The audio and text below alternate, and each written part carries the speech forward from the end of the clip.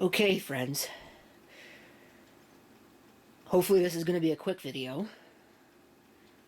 And, well, a detailed but quick video. Because it's not very often that I get very apprehensive about owning a piece of computer gear. The story behind this one makes me a little nervous about having it.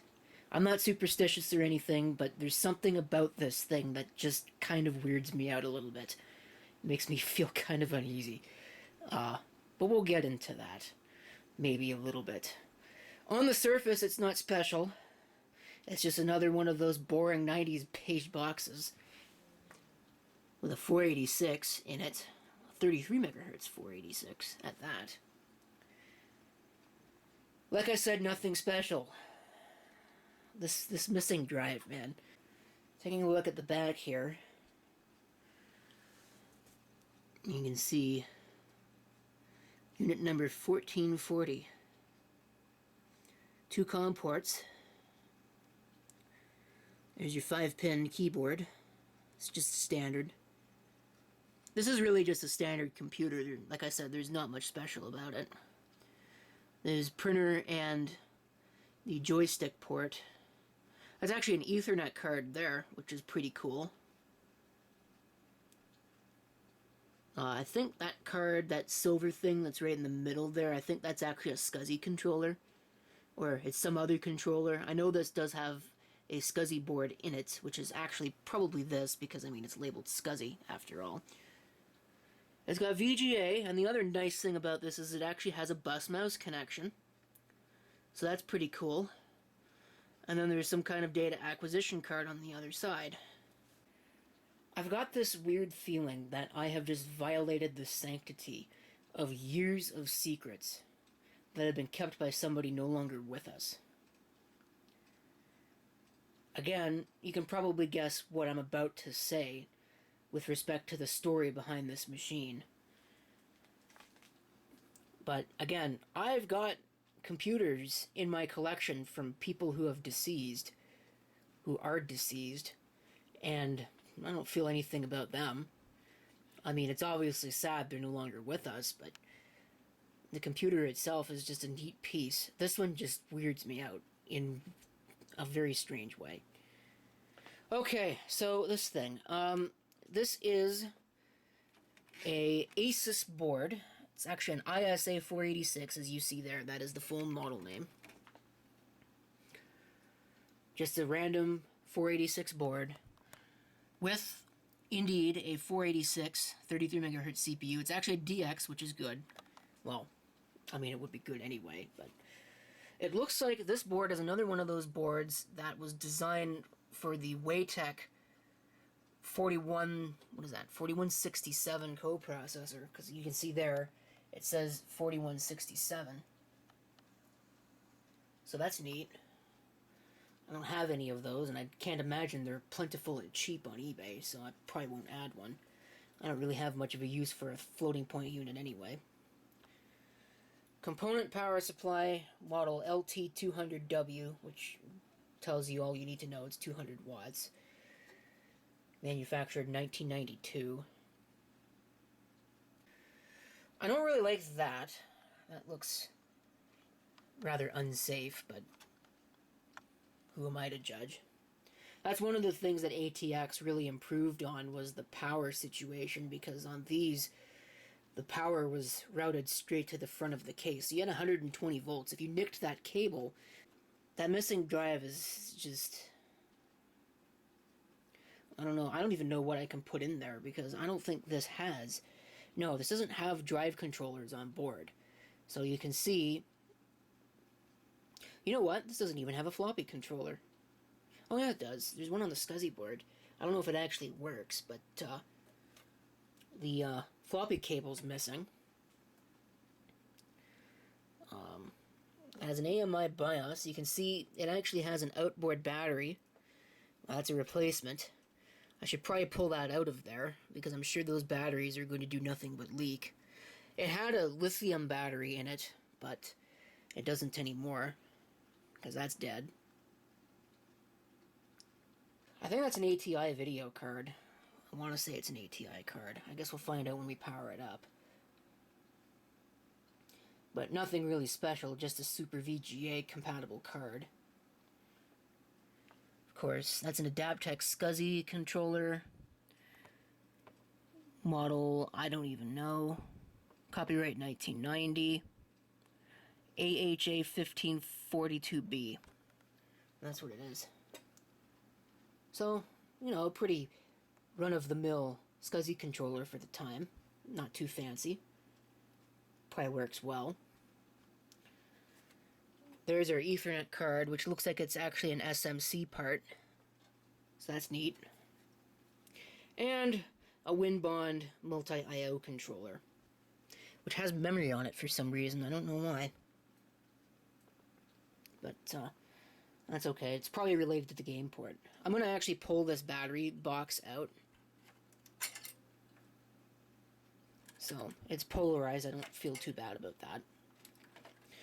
So let's get into the story, because I'm sure everybody wants to hear the story behind this machine and why it's freaking me out a little bit. Okay, so it was owned by a former faculty member for the department at my place of work, which in and of itself is not too interesting. That's nasty. Probably shouldn't touch that, but oh well, you only live once. And the story is that shortly before the panini happened, they were feeling ill. I don't know in what way, physically or otherwise, what was up. But they left for their home country. I don't remember exactly which country it was. I know that it was in Europe somewhere. And that was the last anybody ever heard of them. That was, what, 2 years ago? 3 years ago. Nobody has heard a thing. There was no obituary, there was no anything else. All of a sudden, just poof. And a work order came in to get rid of all the stuff that was in his lab. This being one of the things. Now, I've got other things from that lab.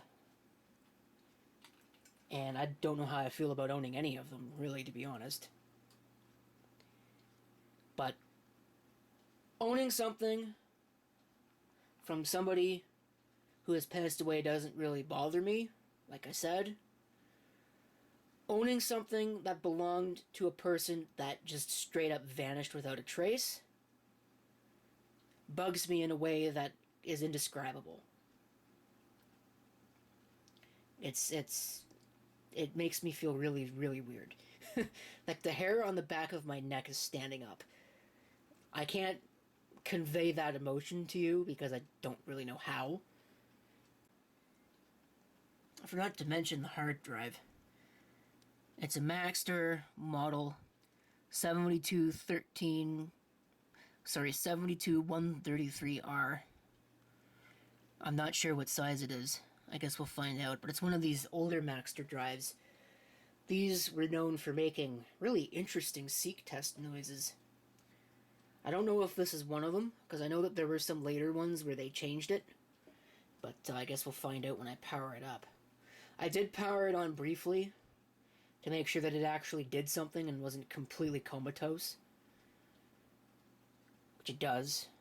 I at least get a post out of it, or it did. When I tested it, I don't know if I still do. I wonder if I can upgrade the RAM in this. I'm trying to find ways to distract myself from the... It's not really working. Alright, it's ready for power up. I hope it doesn't blow up.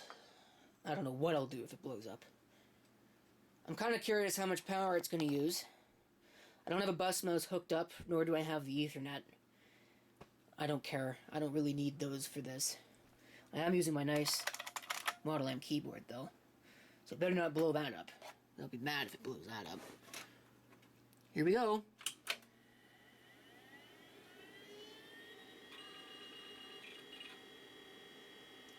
No, that's not what I thought it was going to do.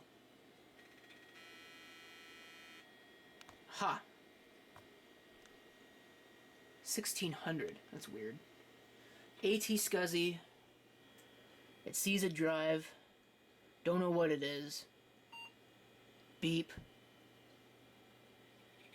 And now it's booting to the hard drive. We've got a RAM BIOS. I may have to stop the video depending upon what it does.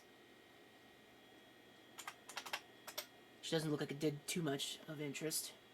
MS-DOS 5. Okay, let's take a look at what's on it.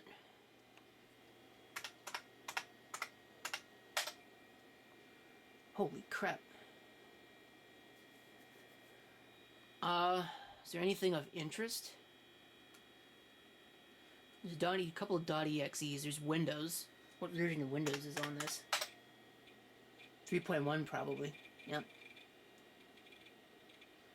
Again, I may need to stop the video depending upon what it does.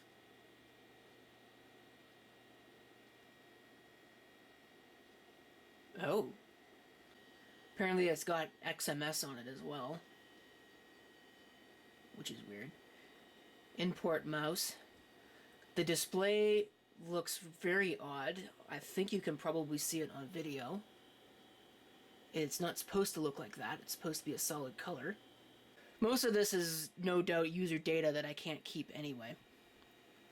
And I have no interest in going through it. I don't care what's on it. Because I don't feel right keeping it anyway. But, this thing was probably used to drive... I don't even know what. I mean, that says phase array on it. Exactly what it would have been used for, I don't know. Something having to do with wireless communications. Alright, I'm not going to mess with this any further, I think. I think that's a pretty good overview of what's going on. I am curious what BIOS this uses. If it's a standard AMI BIOS, or what. Yeah, just a standard AMI BIOS.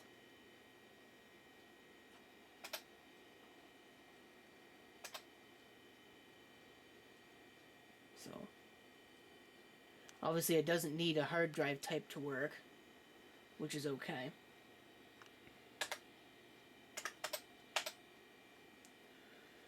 So, yeah, there we go. Waytech processor absent.